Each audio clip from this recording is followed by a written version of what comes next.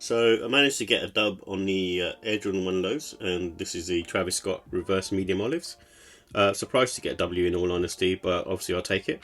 It's on my tutor size, and usually I go up half a size in Jordan 1 lows. However, I'll take the W regardless. And these Jordan 1 lows originally released in 1985, so they were the first signature sneaker worn by Michael Jordan. And it was made as a basketball trainer back in the day. And these were designed by Peter Moore. And this one in particular is obviously a Travis Scott collab, and he's a hip hop artist, just in case someone's been living under a rock.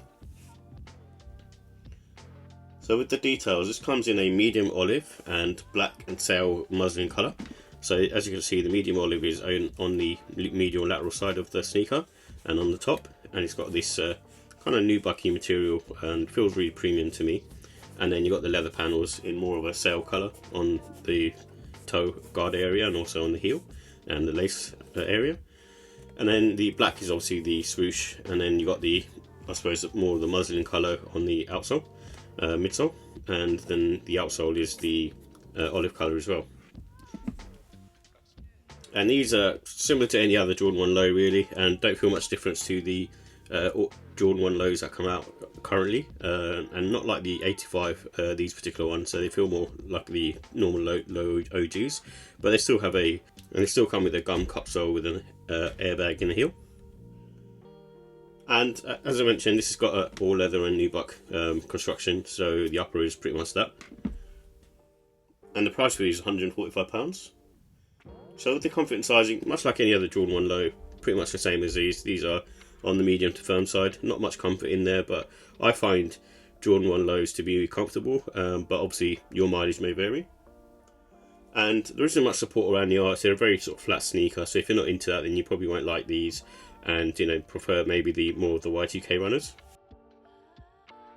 And I'd say the wearing time for these is like 4 to 8 hours. The reason why I say that is the leather on here just feels a little bit more premium than standard, and the nubuck material is quite sort of soft as well to the touch. But I think with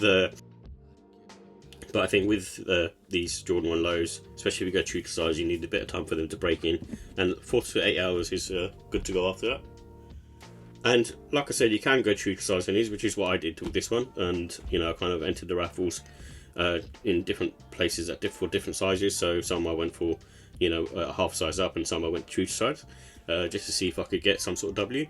And but like I said, I can go true to size in these, and they feel okay on foot. I do get a little bit of pressure from the pinky toe area here, but that seems to go away after a while. But to be honest, if the preference is obviously to go half size up for myself.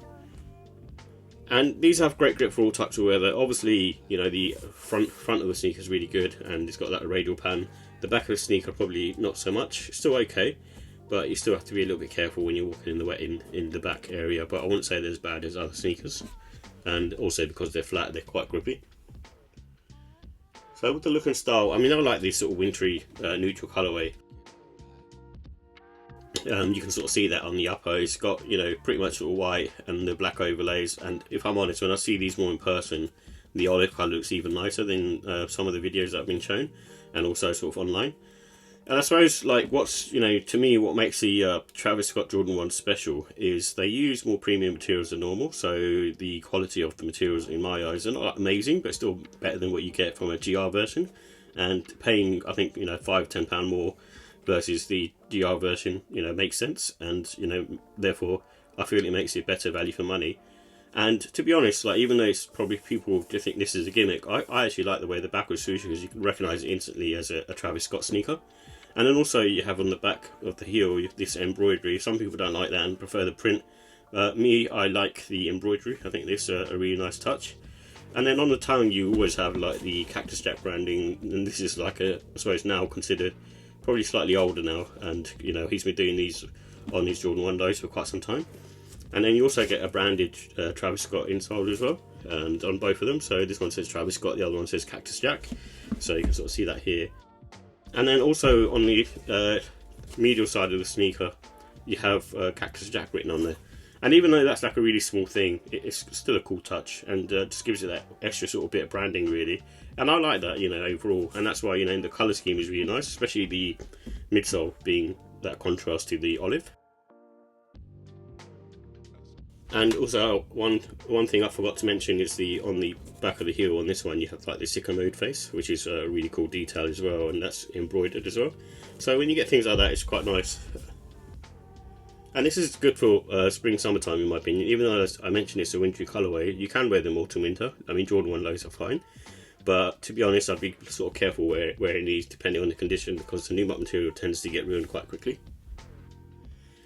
And this is a sneaker that is, I guess, one of those ones which is a bit of a bling sneaker. It's one that you sort of take out when you want, you know, for a special occasion, that type of thing, in my opinion. I mean, obviously you can't wear them regularly, but for me, it's one of those ones, because of the value of it. It's one of those ones where I'd probably prefer to wear them when I, you know, choose to sort of go out, kind of thing, you know, for the night.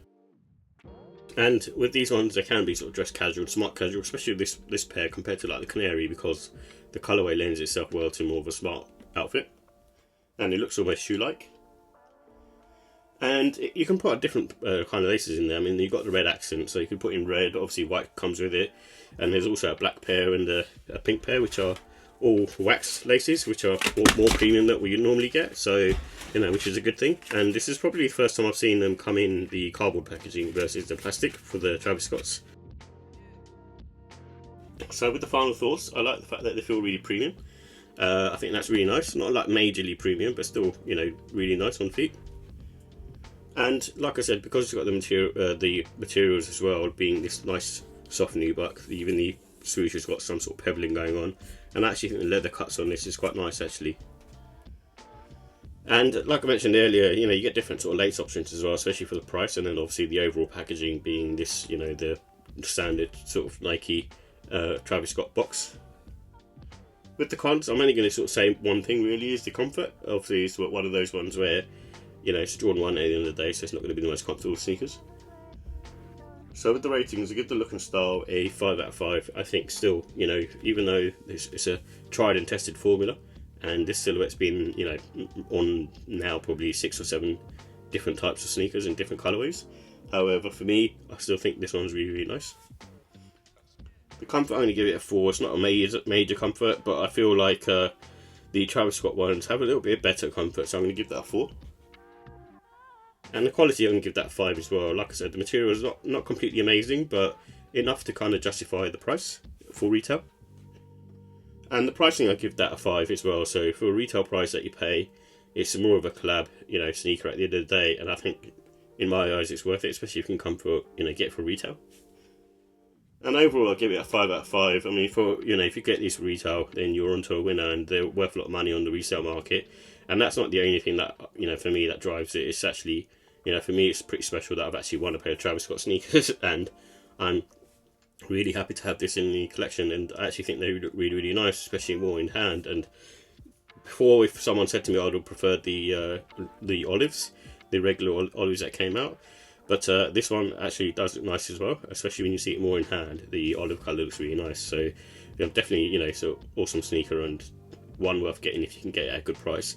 Personally, on the resale market, I wouldn't pay anywhere over, you know, £350, £400 for these, which in my size at the moment, kind of just floating above 400. So maybe if you put in a cheeky bid, you might get them below that. But obviously, you know, everyone's different, and, you know, depending on what you put on your value of sneakers. But, you know, at the moment, they seem to be going quite low, and, you know, it used to be they would sort of sell for £600-700, you know, to begin with, and then keep going up. So, you know, for that reason, I can definitely recommend them.